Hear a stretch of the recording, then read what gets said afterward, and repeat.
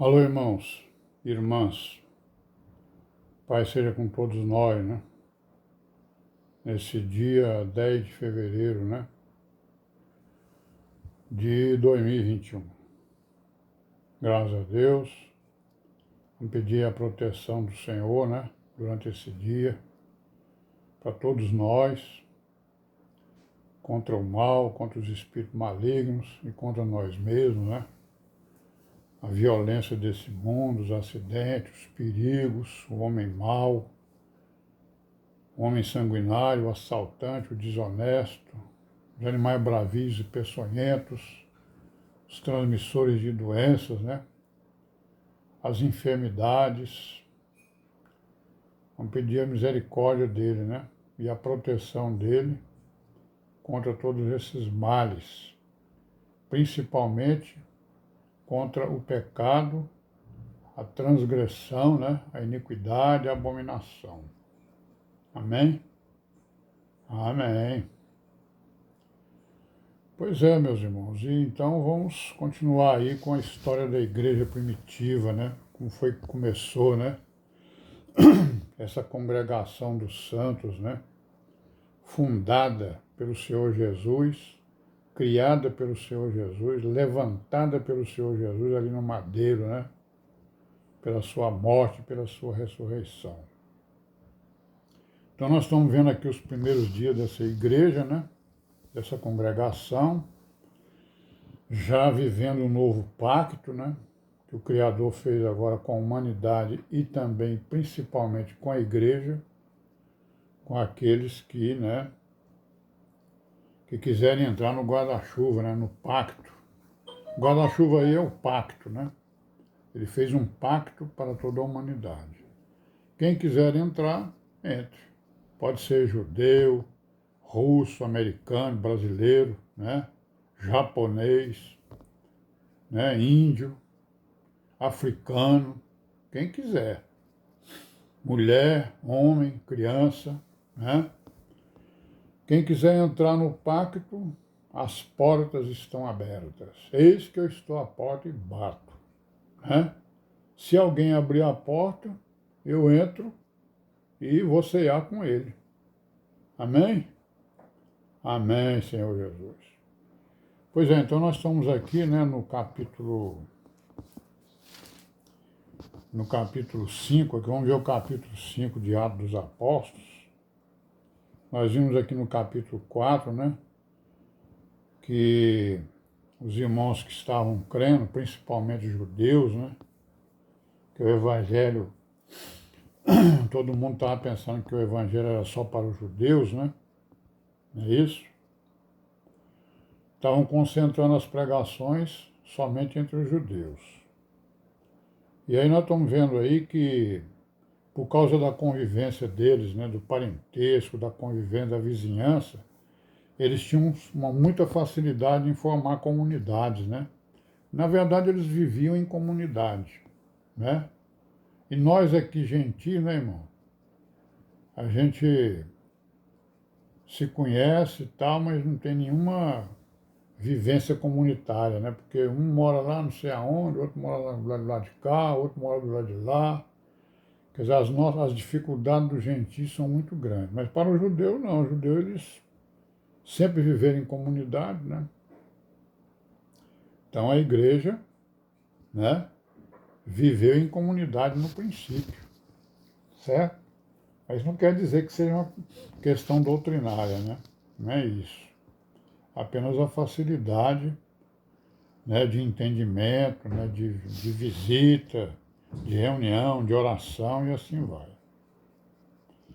Bom, então nós vimos aqui no capítulo 5, a gente está vendo aqui no versículo 14 em diante, a gente vê aqui o seguinte, ó. A multidão dos que criam no Senhor, tanto homens como mulheres, crescia cada vez mais, de sorte que transportava os enfermos para as ruas e os punham em leitos e em camilhas, para que ao menos a sombra de Pedro, quando este passasse, cobrisse alguns deles. E até das cidades circunvizinhas concorria muita gente a Jerusalém, conduzindo enfermos e atormentados de espíritos imundos, os quais todos eram curados. Então estava havendo um grande movimento, né, irmãos? Uma grande movimentação social, digamos assim, em Israel e nas circunvizinhanças, né? Porque depois que desceu o Espírito Santo sobre os apóstolos, eles começaram a fazer maravilhas, né? A pregar o Evangelho, né? Não é isso? Dar testemunho, né, do Evangelho, porque eles viviam o Evangelho. Então as pessoas começaram a procurar, né, os apóstolos. Eles também procurando o povo e o povo procurando eles, né? Não é isso? Então tinha uma movimentação social, um movimento social grande, né? Aí no versículo 17 do capítulo 5, a gente lê aqui o seguinte, ó. Aí levantando-se o sumo sacerdote, né? E todos que com eles, e todos os que estavam com ele, e eram eles da seita dos saduceus, encheram-se de inveja. Olha aí, os sacerdotes, né, o sumo sacerdote, os saduceus, né, o capitão do templo e outros mais, encheram-se de inveja contra os apóstolos. Que na verdade não foi contra os apóstolos, né? Eles estavam enchendo-se de raiva contra quem? Contra a palavra, contra a igreja, e claro que contra os apóstolos também. Mas isso era apenas uma aparência, né? Contra os apóstolos, porque na essência eles estavam se rebelando contra a palavra, se rebelando contra Deus, né? Contra Jesus Cristo, contra o Messias. A inveja deles não era contra os apóstolos, era contra Jesus Cristo, né? Rebeldia, né? Rebelião. E nós sabemos que a rebelião é um pecado terrível, né, diante de Deus, né? É semelhante à feitiçaria, né? Não é isso? Pois é. Aí o que eles fizeram? Versículo 18. Lançaram mão dos apóstolos e os puseram na prisão pública. Olha aí o que eles fizeram. A inveja e a raiva era tão grande, né? Vamos botar esses cabos na prisão. Calúnias, né? Levaram eles para a prisão porque estavam caluniando eles, né? Calúnias. Qualquer semelhança é mera coincidência aí com as nossas justiças de hoje, né, irmãos? Que eles prendem os pobres, caluniam, né? Prendem qualquer pessoa, mas os ricão não, os ricão estão aí, os grandes transgressores estão aí tudo solto, né? Aí vamos lá, mas de noite, um anjo do Senhor abriu as portas da prisão e, tirando-os para fora, disse: Ide, apresentai-vos no templo e dizei ao povo todas as palavras desta vida. E ouvindo eles isso, entraram de manhã cedo no templo e ensinavam. Chegando, porém, o sumo sacerdote e os que estavam com ele, convocaram o conselho e a todos os anciãos dos filhos de Israel e enviaram servidores ao cárcere para que de lá os trouxessem, né? Mas tendo lá ido os servidores, não os acharam na prisão, e voltando, lhe anunciaram, dizendo: achamos realmente o cárcere fechado, com toda a segurança e os guardas que estavam fora, diante das portas. Mas quando abrimos, ninguém achamos dentro. Então o capitão do templo e os principais dos sacerdotes, ouvindo essas palavras, estavam perplexos acerca deles e do que viria a ser aquilo. Chegando um, anunciou-lhes, dizendo: eis que os homens que encerrastes na prisão estão no templo e ensinam o povo. Né? Cumprindo a ordem do anjo. Vai lá para o templo e continua ensinando essa palavra aí, essa doutrina. Vão ensinando. Né?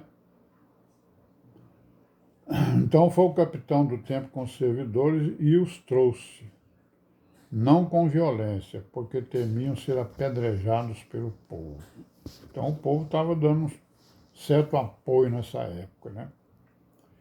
trazendo-os apresentar ao conselho. E o sumo sacerdote os interrogou, dizendo, né? Não vos admoestamos nós expressamente que não ensinasseis nesse nome? E eis que encheste Jerusalém dessa vossa doutrina e quereis lançar sobre nós o sangue desse homem.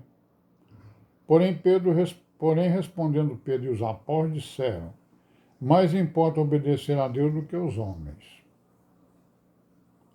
O Deus de nossos pais ressuscitou a Jesus, ao qual vós matastes, suspendendo no madeiro. Deus, com a sua destra, o levou a príncipe salvador, para dar a Israel o arrependimento e remissão dos pecados. E nós somos testemunhas acerca dessas palavras. Nós e também o Espírito Santo, que Deus deu àqueles que lhe obedecem. Então isso aí foi uma grande afronta a eles, né, irmãos? Uma grande afronta. Porque eles estavam com inveja, com raiva, estavam proibindo os apóstolos de falar, mas os apóstolos continuavam falando com toda a autoridade, né? E com poder também, né? Eles estavam revestidos de poder. Amém? Vamos parar por aqui hoje. Pai seja com todos nós. Amanhã voltaremos, se Deus quiser. Amém.